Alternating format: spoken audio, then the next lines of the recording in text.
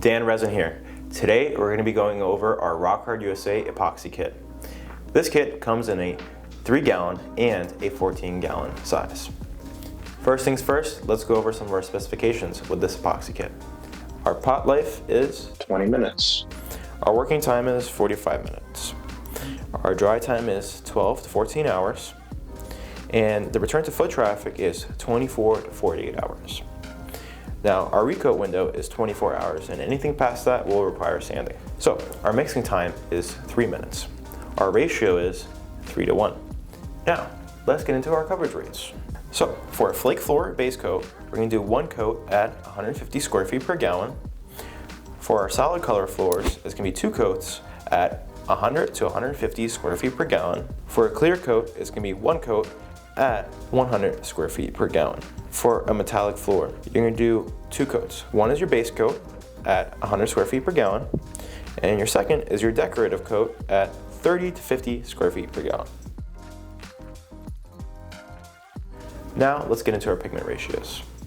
So for a solid color floor, you're going to use 1 liter pigment per 3-gallon kit, or 2 500 milliliter pigments per 3-gallon kit. For metallic floors, so for the powder pigments, you're going to use 1 12-ounce jar per 3-gallon kit, or for the liquid pigments, you're going to use 1 liter pigment per 3-gallon kit, or 2 500 milliliter pigments per 3-gallon kit. So let's go over some of the features of this epoxy. So it's a premium epoxy, which means it's going to have fewer bubbles, exceptional clarity, and it's extremely consistent, which makes it ideal for metallic floors. Now let's go over to our demo. So here we're going to be spreading out our base coat, which is just a white. Now again, just make sure you spread it out evenly across the board. We're using our roller here, so with the floor again, you're going to be using a notch squeegee, getting that even spread and then back rolling it.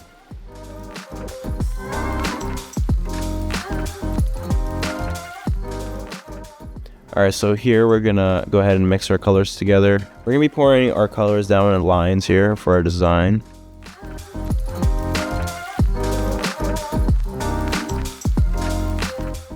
And we actually have way more material than we need, so we're gonna fill this board up all the way.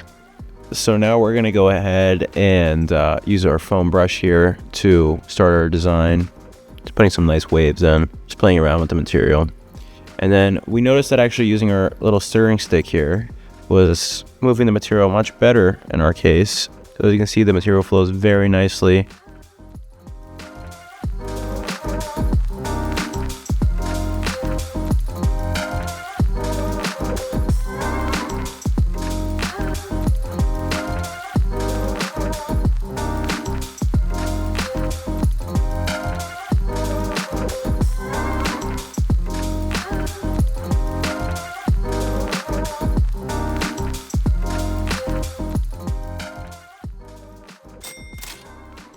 Let's begin with surface prep. So if you have a concrete surface, you're going to grind the surface. However, in our case, we have a wooden surface, therefore we are sanding it. You're going to want to make sure that you clean your surface with either xylene, denatured alcohol, or acetone to make sure you get rid of any bond breakers or any contaminants.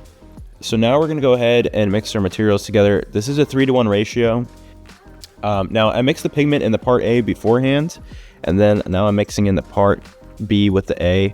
You're going to mix this for about 3 minutes, making sure you're scraping all the sides and getting a real thorough mix.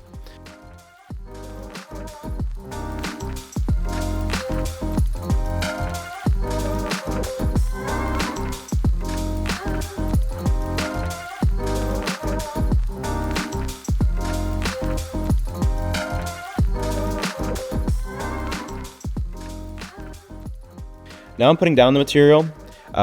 And most of the time you'd use a squeegee or a notch squeegee on a floor, but here this is such a small board that we're going to go ahead and use just a roller to do this. Now once you do a notch squeegee on the floor, you're going to follow that up actually with your roller, making sure you're back rolling and getting the material as evenly spread as possible, as we're doing here by going up and down, left and right, and side to side.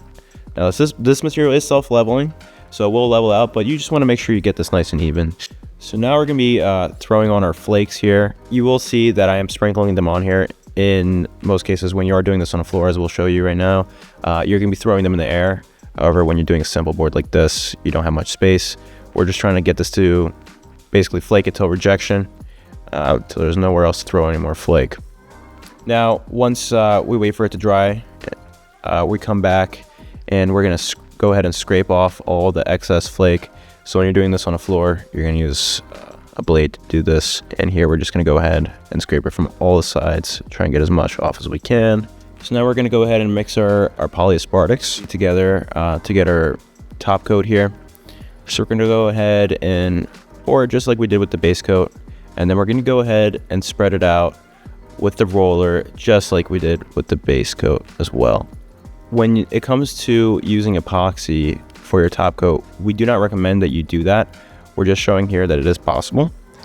You don't want to do this because epoxy will yellow over time. It's not UV resistant. We recommend that you use our polyaspartics to top coat over your flakes, as it won't yellow. It's UV resistant and it's a more durable finish.